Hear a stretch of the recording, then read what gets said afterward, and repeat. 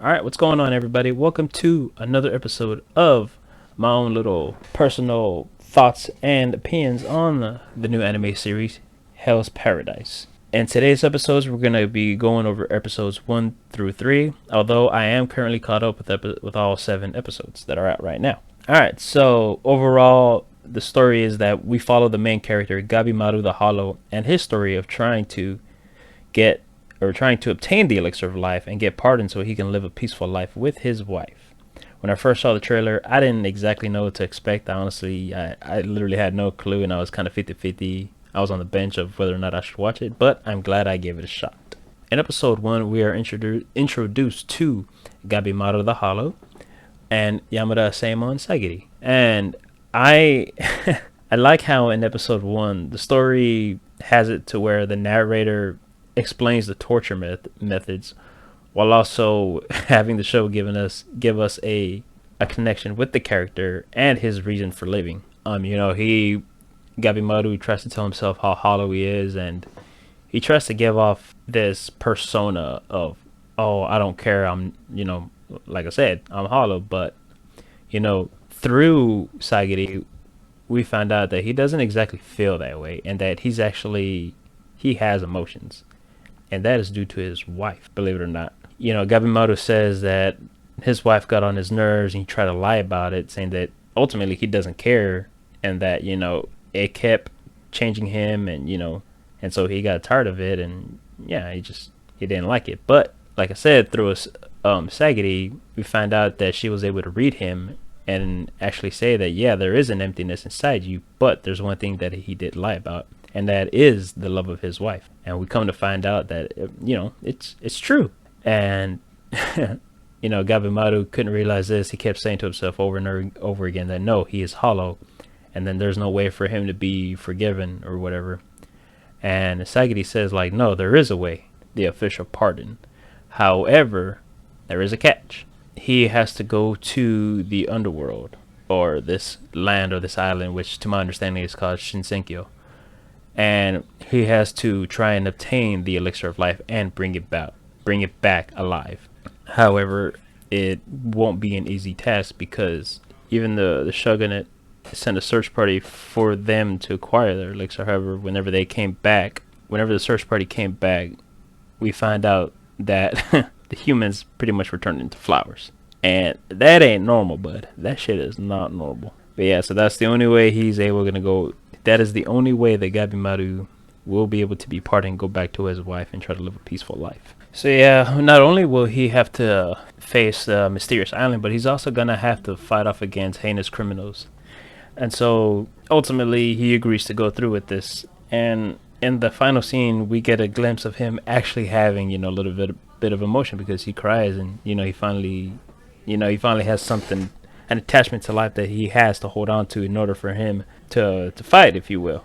I also think it's cool that even in in the last scene, that Gabimaru pretty much tells Sagiri, hey, you wanted to see ninjutsu, right? Well, here, I hope this will do. And it's him using Nimpo Aesthetic Blaze, and it's just like, dude, I love that graphic scene of him being like on fire.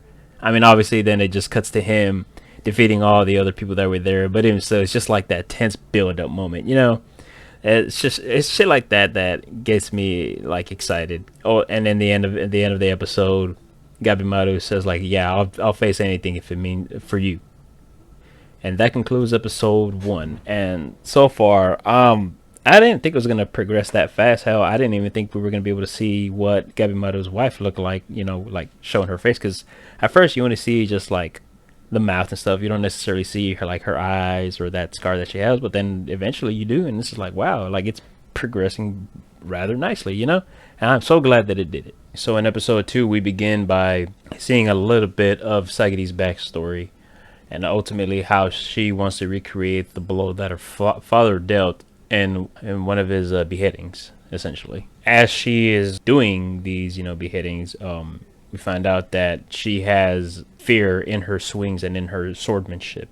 Yeah, so that's that so far, and she's trying to eliminate that somehow, some way. And so moving forward from from talking about Sagiri's backstory. We come to the next scene, which is to a gathering of the prisoners that are going to be going to the island. And before I even like start talking about it, as I'm learning that as I'm watching episode 2 and seeing just that scene alone with all them being there, I pretty much already had like the gist that it's going to have like a battle royale environment, and I'm so here for it. And then so yeah, it's gonna get bloody. Later on and during the episode, as the episode progresses, the Shogun retrieve the body of a general, and they show the prisoners what's. They give them an idea of what's on the island, and it's the body of their disfigured sergeant, and the only one that came back alive.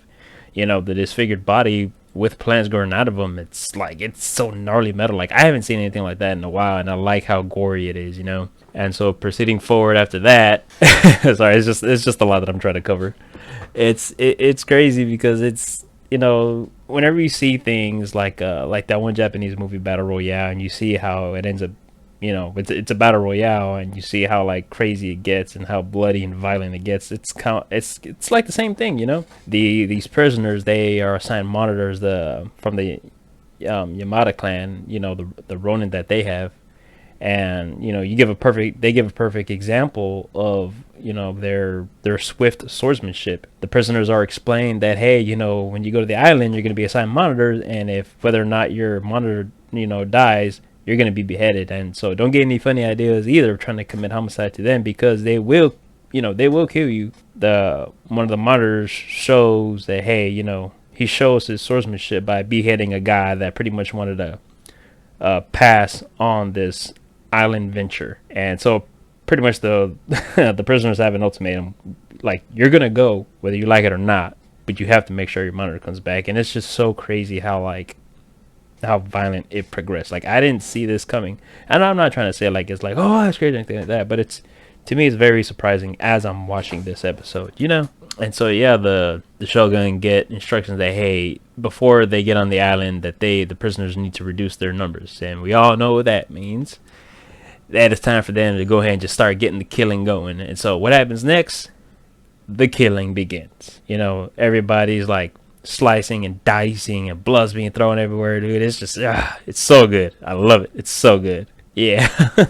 So, and also, I forgot to also mention to you guys, now we all know that when there's a little blood fest going on, we get a glimpse of the main character's power. And so what do we have in this scene? We have a glimpse of Gabimaru's skill and his power, right? So, man, let me just say that Gabimaru, he got them hands, boy. Like at the peak moment of the violent part, he literally, like, he doesn't want to do it. He really doesn't want to, but he literally slices the dude's neck with his bare hands. I think it's time for that boy to clip his nails. You know what I'm saying? And yeah, it's so crazy how, like, he was able to flip that switch. And I like whenever shit like that happens, man. It's like, it's crazy, like kind of how what's his name, Killua and Hunter x Hunter, how he's able to do that shit. Like those scenes, like whenever he's able to flip the switch, that shit is just like, it's so good, man. It's so good for the soul. But yeah, after the scene happens, after seeing what Gabimaru did to the other prisoners, Sagiri has realized her newfound resolve for taking on the burden of her fear and the life she took. Her problem was that she thought she needed the strength not to fear killing. By this action, I feel like there's going to be this mutual respect later on in the show. Maybe like I don't want to say Gabimaru falling in love with her, but maybe just like a newfound love for her. You know what I mean? Yeah, and it's just like, then we also get, introduced to all these other criminals that are going to be going to the island as well, and it's just like, oh man, now we're getting ready for the real battle royale. You know what I'm saying? Yeah. And so now we proceed to episode 3 of Hell's Paradise, and we're introduced to the characters once again, Gabimaru and Sagiri, and we finally get a little bit of humor, like a little bit of dry humor, and then I forgot to also mention that in this episode there is a lot of surprises, if you will. A little bit of sadness, but some surprises, at least in my opinion. There's a humor point between Gabimaru and Sagiri, and it's interrupted by Twisted King, who, by the way, that guy is just weird. And sorry if I said that name wrong, but he's just weird, man. Like, you know, they explain that he fell in love with his weapons, and they show like a little graphic that, you know, he's pretty much licking and like not just like a normal evil villain, but like he's just straight up like getting turned on licking the sword. Like, dude, who really licks their sword like that? I mean, it's a little extreme, you know. And all the while, you know, Gabimaru, this shit doesn't even phase him. You know what I'm saying? You know, and Keen, he pretty much is like finally he's able to unleash all the weapons. He's finally able to use his weapons on Gabimaru, and you know, then we proceed to the big fight. You know what I'm saying? And it's funny how Gabimaru is just pretty much eating all the hits and weapons while he has to keep his hands bounded because his freaking monitor tells him that, like, no, you have to keep it, like, your hands bound. It's like, dude, you're literally on an island full of death and mystery, and you want him to get the job done with his hands tied? Like, come on, Saggity, man. Don't do that to your boy. Yeah, like I said, a little bit of humor here and there, and yeah, so it's I'm just like, really? Like, let the man loose. Come on now, let the man loose. Anyways, they continue fighting, and you know, guess who wins? Gabimaru. And they don't necessarily like show the actual fight scene, but I mean, they show a little bit of the fight scene. But I'm sorry, I'm just laughing because it's like I know Gabimaru was strong, but then I don't know. Whenever they show Keen's body or whatever, and they show his body's just full of all the weapons that he was gonna use on Gabimaru, you're just like, of course, dude. Of course you're gonna fucking lose. You know what I'm saying? I do wish they would have showed the full fight. You know, they only show like a little bit. They show that Gabimaru pretty much uses a pole to throw his enemy up in the air. You know, and you know, you just have that little fight scene. But I wish they would have showed more. I honestly wish they would have showed more. But whatever. And so remember when I said that that there was a little bit of sadness in this episode, in episode 3? Yeah. So we then go to the scene where there's Rokurota and Aizen. I'm gonna say Aizen, and from what I know in the manga, or from what I've seen, somebody was telling Aizen that, hey, whatever you do not let him get hungry. Whatever you do, don't let him get hungry. And he's like, don't worry, I got this.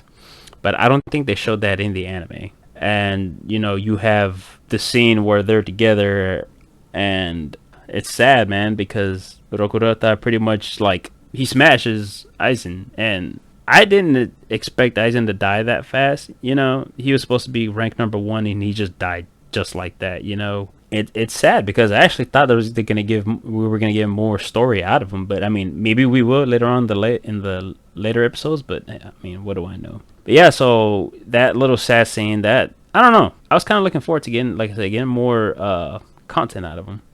Poor man, rip. Yeah, so while that's going on, you know, you have the other character, one of the other executioners talking, saying that, you know, this island, it's pretty much going to change the way people are. You know, you would think, and he's talking to Saigiri while he's doing this, he's pretty much saying that, hey, you know, you think that everybody's going to follow the rules. No, and, you know, this is also a way for the Shogun to pick a new leader, for the Yamada clan to pick a new leader. And so they're going to be doing whatever they need to do in order to become the leader. At least that's from what I know, but I'm going to go on a limb and say that that's what it is. You know, the other executioner, he's talking to Saigiri, and he's saying that, hey, you know, in the end, there's only going to be one alive. And, you know, while he's talking to Saigiri, you get scenes of these other executioners killing who they were supposed to monitor. Like, there was one part where her name is Akaginu, yeah. She's pretty much like the lustful woman, you know. I didn't expect her to be beheaded, because I honestly thought that she was going to poison her escort. But yeah, she gets beheaded. You know, she tried to, from what I saw in the anime, she tried to seduce her executioner by getting on top of him, getting ready to ride him, and, you know, shit like that. But it's just crazy what you think it's going to happen, and ends up not being that way. And, you know, you just see that little scene of her with her neck sliced and her hair sliced too, and you're like, holy fuck. Like, I didn't see that coming. I honestly didn't see that coming. Yeah, and it's just like, it's surprising, because even then you get to see the other criminal, you know, the guy with the yellow hair, which I forgot his name, but he was bound by that one old prayer dude who looks like a freaking octopus, you know, and you would think that he was gonna die, the yellow hair dude was gonna die, but no, like he ends up ripping apart and killing the other criminal. So it's a lot of surprises this episode, lots of surprises, and I'm so here for it because you never know what's gonna happen in the next scene, and that's it can be tragic in a good way and tragic in a bad way. You know, I prefer the good way. But that's just me, and it's I don't know, it's hard to describe how I feel, but it's a lot of going back and forth. Like it's good, it's bad. You're like you know what I'm saying?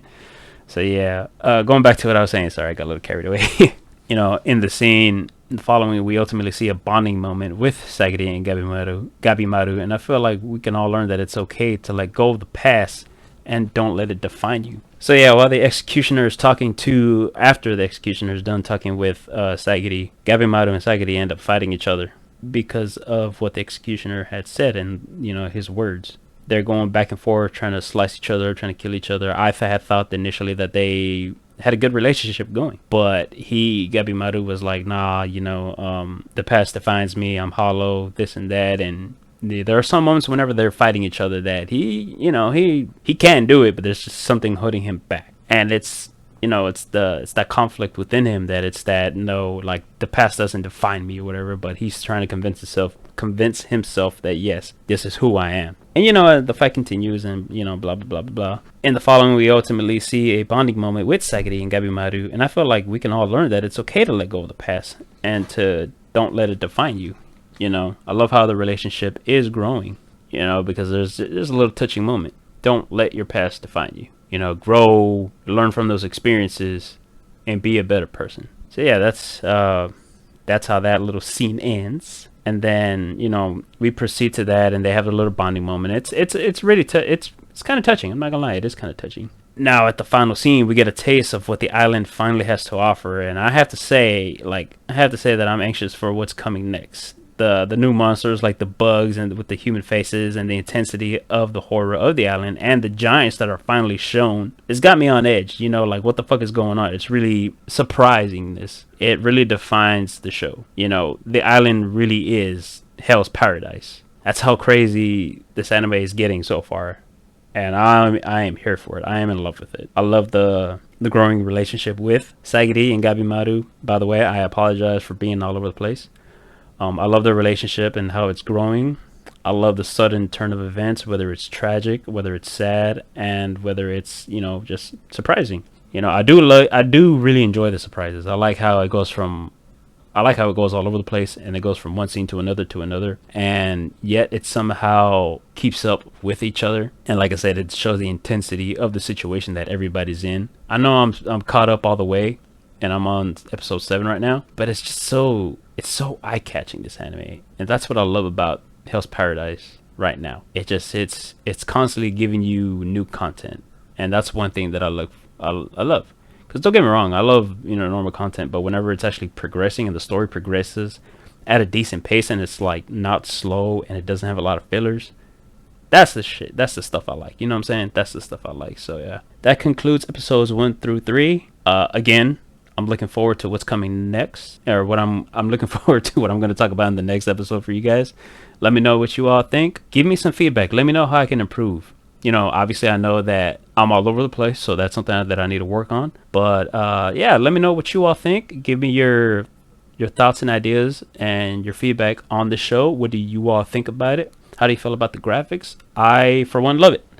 I love the intro and the music, and I love how they go hand in hand with each other. And Mappa, you deserve so much and a freaking break, because you guys are like working tooth and nail with this stuff. But yeah, so yeah, leave me feedback, comment on the video, let me know what you all think, and I'll see you on the next one. Adios.